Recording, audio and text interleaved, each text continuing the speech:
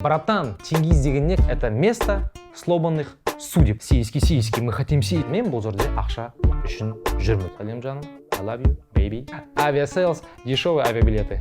Подробности в описании. Сенен қолдау, менен видео және қызықты ақпараттар.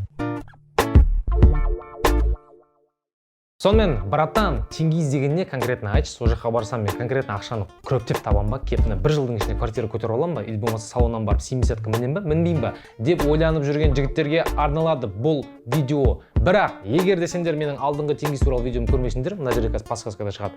Онда бұл видеоны жалғастырып көрмеңдер, срочно мынаны көріңдер, комментарий жазыңдар, лайк басып кетіңдер, потом барып мына жаққа келесіңдер. А егер бұл видеоны көрсеңдер, онда welcome, біз бастаймыз. Вообще у нас на вахте полное издевательство. Мало того, что мы живем в комнате одни с кондером, так еще и нас в день 3 раза так вот кормят. Ну вот, что за издевательство вообще? Как можно терпеть ужас? Сразу айта кетейін, байқасыңдар, бұл видеоны принципиально таза сен үшін қазақ тілінде жазып жатырмын. Сондықтан сенің атынан конкретно дерске қолдау болсын. Мына видеомен бүкіл танысымен бөліс, лайк бассын, комментарий жазсын, каналға тіркелсін, жазылсын. Бұл ғана видеомен шектелмейміз, өзіңсің отырсың ғой, жақсы ма? Сенен қолдау, менен видео және қызықты ақпараттар. Йоу, бастаймыз кеттер қарай. Ненавижу нашу работу. Мы тут голодаем. Всего лишь икра. Еще оригинал. К маме хочу. Братан, сен өзің жұртқа бізге ақыл айтатындай Тенгизде қанша жыл жұмыс істедің дейтіндерге. Я, мен ол жерде ұзақ уақыт істеген жоқпын. Небәрі 1,5 жыл. Бірақ соның өзінде де опыт есть опыт. Сондықтан мен таза бүгін өзімнің субъективті мнениеммен бөлісемін. Сонымен мен неге Тенгизден кеттім? Таза менің жағдайымды алып қарайық. Или как сейчас модно говорить, таза менің кейсімді алып қарайық, иә? Мен 4 жыл бакалавриатта Алматыда политехте оқыдым, 2 жыл дым көрмеген сияқты еще тағы да оның магистратурасын оқып алдым. Демек 6 жылымды мен технический образование жұмсадым да, сөйтіп не істедім? Дұрыс. 6 жылдан кейін бардым да Қазақстан ұлттық арнасына редактор, журналист болып жұмысқа кіріп алдым. Телевидениеға. Иә, логика қайда? Білмеймін, оны бұл жерде іздеп қажеті жоқ. 1 жыл ол жерде конкретно шикарно жұмыс істедім, бірақ 1 жылдан кейін уже какой-то бір обстоятельствоға байланысты мен ол жерден шаршай бастадым, кеткім келе бастады. Сол кезде менің жолдас баламның туған інісі Жангелді деген Жанчик, ассалаумағалейкум, сен бұл видео по-любому қарап отырсың, мен білемін, лайк басып кет обязательно. Жанчик тұрады да мен құлағыма сыбырлайды: братан, Тенгизде бір вакансия шығып тұр, что там, барасың ба? Сол кезде мен ұзақ ойланамын, басында айтамын: Жанчик, камон, я будущая звезда казахстанского телевидения, кому ты говоришь, Тенгиздің өзіңе айналайын деймін да, ол как раз сөйлесіп жүреді әзірге. Мен ол жерге бармаймын, сөйтіп қоя саламын. Бірақ сәл уақыт өткеннен кейін Жанчик маған тағы да ұсынады. Сол кезде мен тұрамын да Жанчиктен сұраймын: Жанчик, ойладың ақылады қандай деймін ғой. И ол маған олардың ақылын айтады. Мен ойланбай сразу Тенгизге шығып кетемін. Вот так вот. Блин. Каждый день қызыл балық. Надоело уже. Хочется просто қуырылған жұмыртқа, картошка. Опять балық. Енді мен Тенгизге барғандағы бірінші айым, сказать, что это был ад на земле, ничего не сказать. Мен реально қиналдым. Өйткені конкретно контраст жесткий болды. Телевидениеден Қазмедиа орталығынан резко барып вахтаға түстім.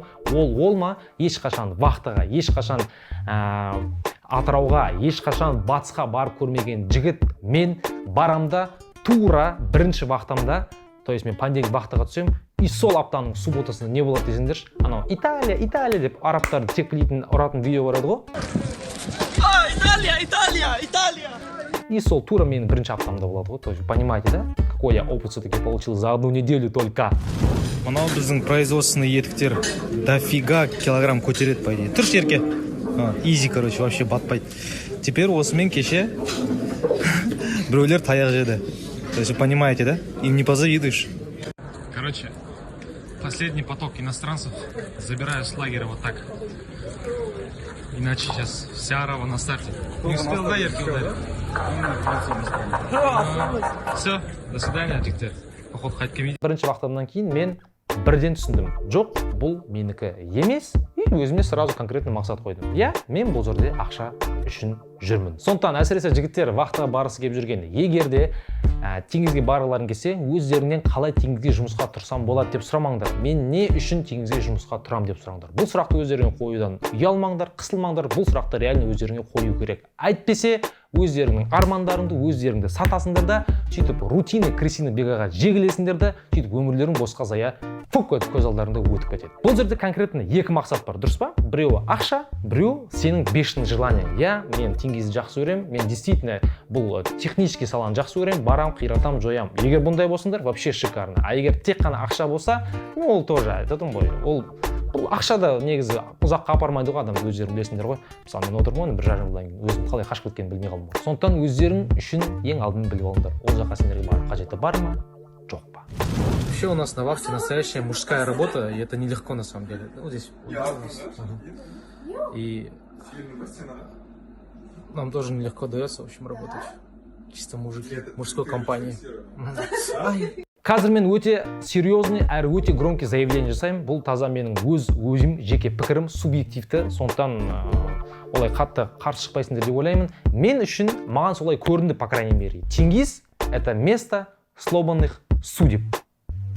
Капец сказал, да, по идее. Скорее всего, қазір егер бұл видеоны Теңгизде жұмыс істеп жүрген жігіттер көріп отырса, жігіттер, салам алейкум, всем удачной вахты.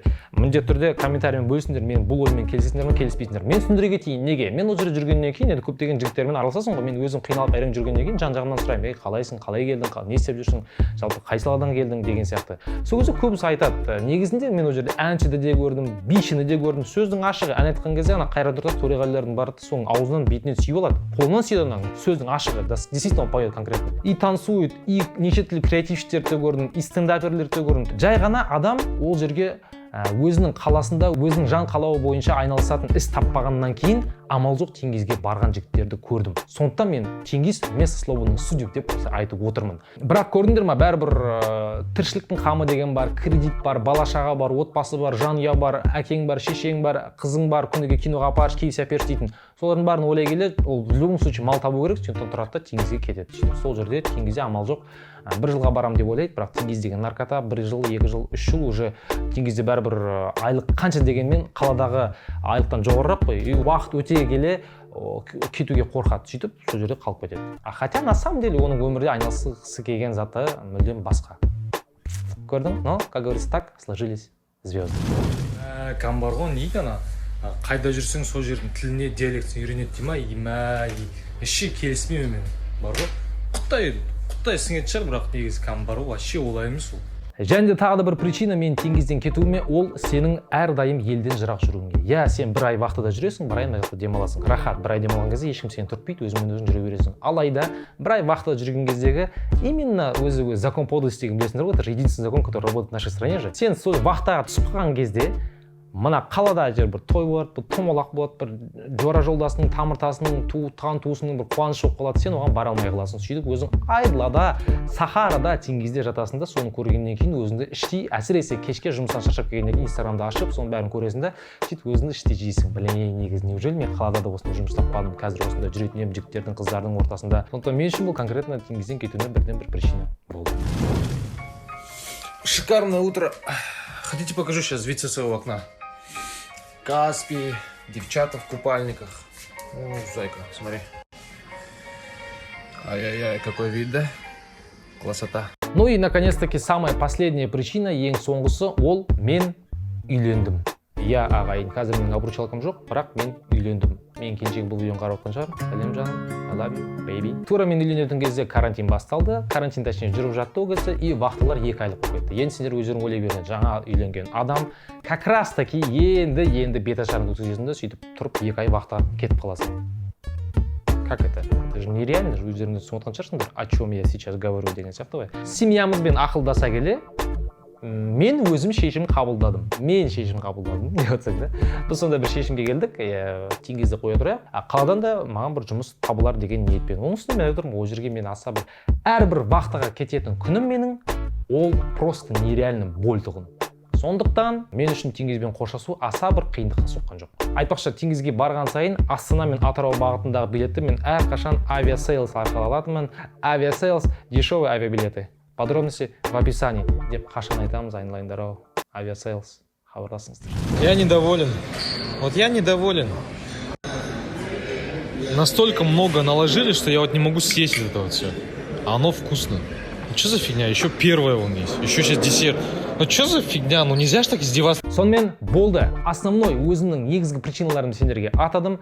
Видеоның басында айтып кеткендей, сендерден міндетті түрде қолдау күтемін. Лайк, видео, подписка, өздеріңнің ойларыңды міндетті түрде комментарийде жазыңдар. Әлде де Тенгиз жайында емес, өзге де тақырыптарға видеолар түсіріледі, влогтар, сұхбаттар, сондай. В общем, бұл каналмен міндетті түрде бөлісіңдер, сосын айтып жүресіңдер. Мен бұл каналды 10 подписчигі болған кезде біледім. Қазір қарасай, уже қазір Америкадан бұның ана миллионный кнопка арналған золотой кнопкасы келе жатыр деген сияқты айтасыңдар. Менің айтайын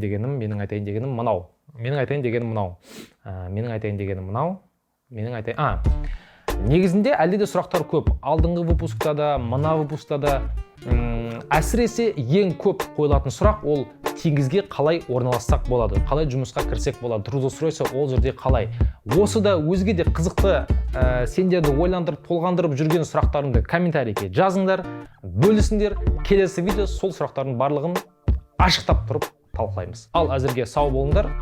Кстати, еще менің инстаграмым өтіп, ол жаққа да жазылып қойыңдар. Оның үстіне дәл қазір мына видеоны түсіріп отырған менің Елдар деген інім бар. Ол қазір камераның артында оператор, режиссер вдвойне. Міндетті түрде оның да инстаграмда описание тұрған. Инстаграмына өтіңдер. Елдардың соңғы суретінің астына братуха, на голове 2 уха, сенің болашағың алда, красавчик, даурчик екеуің алға баса беріңдер деп, оған да дух беретін конкретный комментарий жазып кетіңдер. Келесі кездескенше, жігіттер, қыздар, мяу-мяу.